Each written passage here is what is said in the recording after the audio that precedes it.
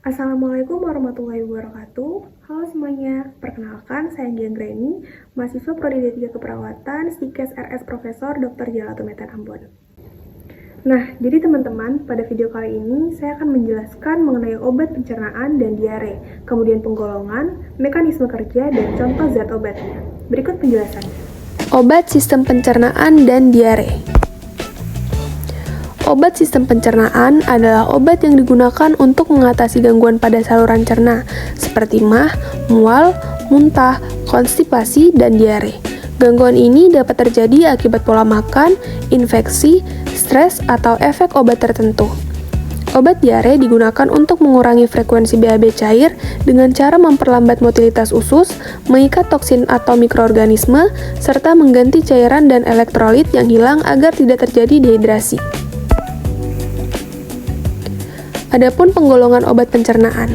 Obat pencernaan dibagi menjadi beberapa kelompok utama sesuai fungsi kerjanya di saluran cerna. Seperti yang pertama, antasida untuk menetralkan asam lambung berlebih, kemudian yang kedua antiulkus untuk menurunkan produksi asam lambung dan melindungi mukosa lambung, ketiga antimetik untuk mengurangi atau menghentikan mual muntah, keempat laksatif untuk merangsang atau melunakkan feses pada konstipasi, dan yang kelima antidiare untuk mengurangi frekuensi dan cairnya feses. Yang pertama, antasida.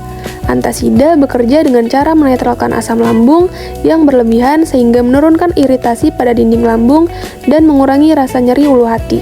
Contoh obatnya yang pertama aluminium hidroksida dan yang kedua magnesium hidroksida yang digunakan pada gastritis atau mah, kemudian tukak lambung ringan, dan nyeri ulu hati akibat asam lambung berlebih. Antimetik bekerja dengan cara menghambat pusat muntah di otak atau menghambat reseptor tertentu di saluran cerna yang memicu refleks muntah. Contoh obatnya seperti ondansetron untuk menghambat reseptor serotonin dan metoclopramid untuk mempercepat pengosongan lambung dan mengurangi mual, yang digunakan untuk mual muntah akibat obat, infeksi, kehamilan, atau kemoterapi. Yang ketiga, laksatif atau pencahar. Laksatif bekerja dengan meningkatkan pergerakan usus, meningkatkan kadar air dalam feses, atau melunakkan feses sehingga mudah dikeluarkan. Contoh obatnya seperti bisakodil yang merangsang peristaltik usus, dan laktulos yang menarik air ke dalam usus sehingga feses lebih lunak. Digunakan untuk konstipasi atau sembelit dan kesulitan BAB akibat imobilisasi atau pola makan rendah serat. Yang kelima, antidiare. Obat antidiare bekerja dengan mengurangi aktivitas usus, mengikat toksin, serta menggantikan cairan yang hilang akibat diare. Contoh obatnya seperti loperamid yang memperlambat gerakan usus sehingga frekuensi BAB berkurang, dan oralit yang menggantikan cairan dan elektrolit untuk mencegah dehidrasi.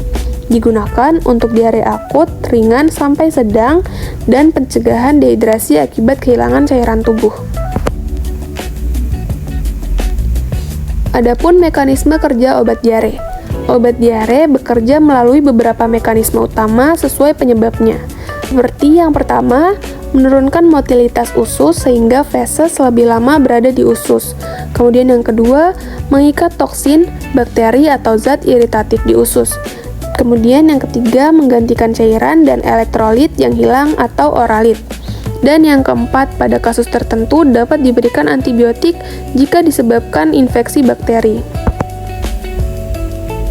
Adapun penyebab dan gejala diare.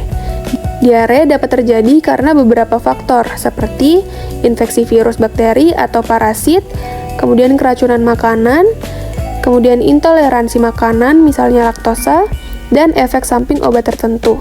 Gejalanya seperti BAB cair lebih dari 3 kali sehari, kemudian nyeri atau kram perut, dan tanda dehidrasi seperti lemas, haus, dan mulut kering. Kesimpulannya, obat sistem pencernaan terdiri dari beberapa golongan dengan mekanisme kerja yang berbeda sesuai dengan gangguan yang terjadi. Obat diare berfokus pada pengurangan frekuensi BAB, pengendalian motilitas usus, dan pencegahan dehidrasi. Penggunaan obat harus sesuai indikasi agar terapinya efektif, aman, dan tidak menimbulkan efek samping.